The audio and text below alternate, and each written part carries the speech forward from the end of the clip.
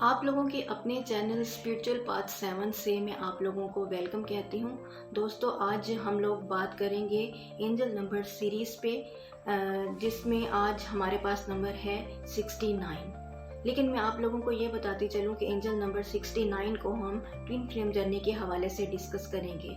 यानी कि twin flames को अपनी पूरी जर्नी के दौरान ये नंबर नज़र आता है अपनी अलग अलग स्टेजेस पे, तो उसका क्या मतलब होगा।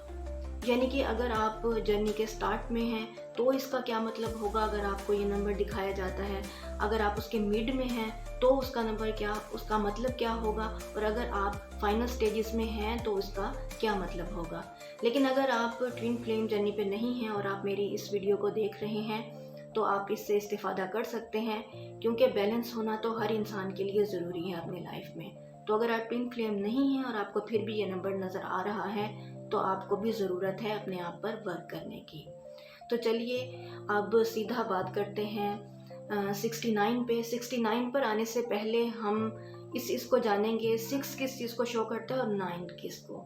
तो 6 जो है वो फेमिनाइन एनर्जी को डिनोट करता है, और 9 किस को डिनोट करता है, मैस्कुलाइन एनर्जी को डिनोट करता है हमारी इस जर्नी में।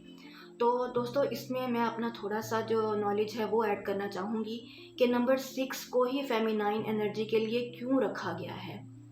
वो शायद इसलिए कि जो फेमिनाइन एनर्जी होती है उसको अपने लोअर चक्रास पर काम करने की ज़रूरत होती है, और 9 नंबर मैस्कुलाइन एनर्जी के लिए इसलिए रखा गया कि उनको अपने अपर चक्रास पे काम करने की ज़रूरत होती है। तो ये मेरा अपना नॉलेज है जो मैंने ऐड किया है, और ये इस पर फिट है, क्योंकि जब हम आगे बढ़ते जाएंगे तो आप इस चीज़ के बारे में समझेंगे कि वाकई ही ये किस लिए इनको नाम दिया गया 6 का और 9 का।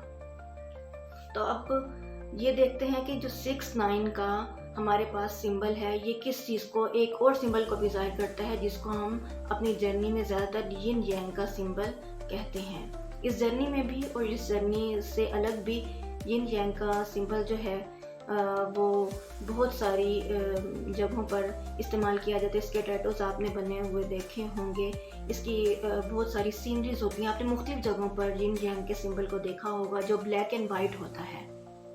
तो इसमें यिन यांग जो है वो हमारी फेमिनाइन और मैस्कुलाइन एनर्जी को भी शो करता है जो कि बैलेंसिंग स्टेट में होती है।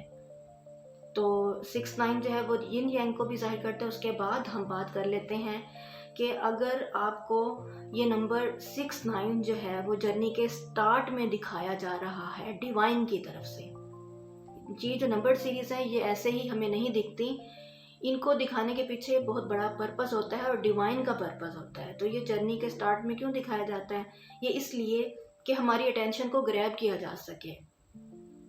किस लिए ग्रैब किया जा सके, डिवाइन हमें ये बताना चाहते हैं कि हम किसी सोल मिशन पर हैं, यानी कि अपने सोल पर्पस पर हैं।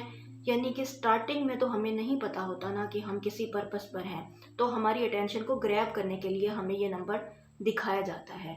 जो फर्स्ट एंड फॉरमोस्ट जो इसका मीनिंग है जर्नी के स्टार्ट में, वो यही बनता है। और अब आते हैं मिड ऑफ द जर्नी में। मिड ऑफ द जर्नी में ये है कि आप किसी सोल मिशन पर हैं तो आपको अब उस पर काम करने की भी ज़रूरत है। यानी कि आपको अगर अपने मेन सोल पर्पस आपका क्या है, अगर आपको उसका नहीं भी पता चला तो आपको किसी एक काम करने की, यानी कि कोई भी नेक काम आप ढूंढ लें जिसमें किसी ज़रूरतमंद को आप कपड़े जूते दिला सकते हैं, आप बर्ड्स को फीड कर सकते हैं, आप एनिमल्स को फीड कर सकते हैं, आप किसी की मनी से मदद कर सकते हैं।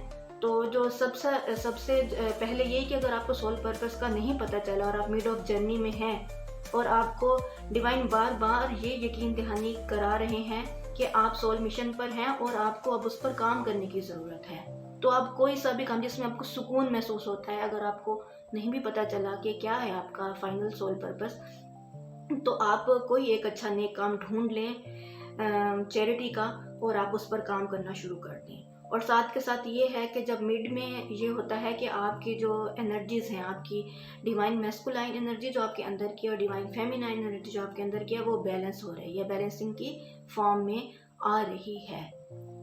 और अब हम इस पर बात कर लेते हैं कि लास्ट स्टेजेस में हमें ये क्यों दिखाई देता है।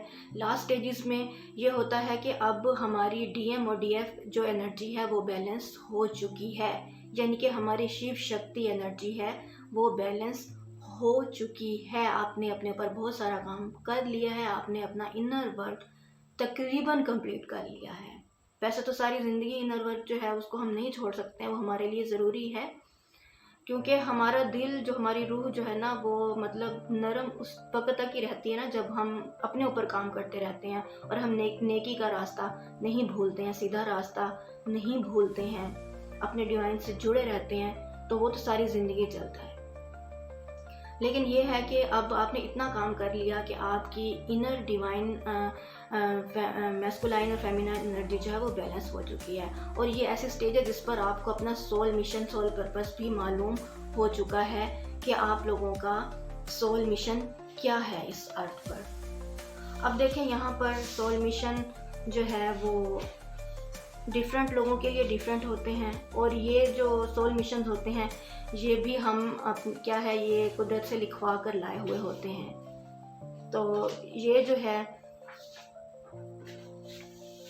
तो आपको फाइनल स्टेज पे अब ये मालूम हो चुका है कि आप अपने सोल मिशन पर हैं और आप जो काम कर रहे हैं आपको सोल मिशन मिल गया और आप इसको मुकम्मल करें। अब आपको मिल गया है लेकिन इसको मुकम्मल करना है, और ये तब तक ही मुकम्मल होता है जब तक हमारी सांस है, तब तक आस है।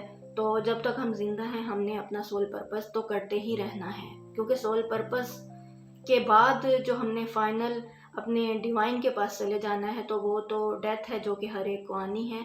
लेकिन ये है कि आपका सोल मिशन जो है वो आपको मिला है और आपने उसको अब मुकम्मल करना है, जो आप हो सकता है कि आपको पहले पहले अकेले करना पड़े। और अगर आपके लिए आपकी लक में, आपकी किस्मत में, आपकी डेस्टिनेशन में अगर ये लिखा हुआ है कि आपने दोनों एनर्जीज ने, डिवाइन मैस्कुलाइन फेमिनाइन, दोनों लोगों ने, दोनों पार्टनर्स ने अगर मिल के करना है तो वो भी आपके लिए होगा ही होगा। तो मैं तमाम डिवाइन सोल्स को गुड लक कहती हूँ उनकी जर्नी के लिए। वो अपनी जर्नी पर इसी तरह काम करते रहें, अपना इनर वर्क करते रहें और अपने सोल मिशन को, अपने सोल पर्पस को इस अर्थ पर ज़रूर से ज़रूर मुकम्मल करें। तो अपना ख्याल रखिए, फिर मिलते हैं किसी और वीडियो के साथ, किसी और टॉपिक के साथ। अपना ध्यान रखिए और अपना इनर वर्क यूं ही करते रहिए।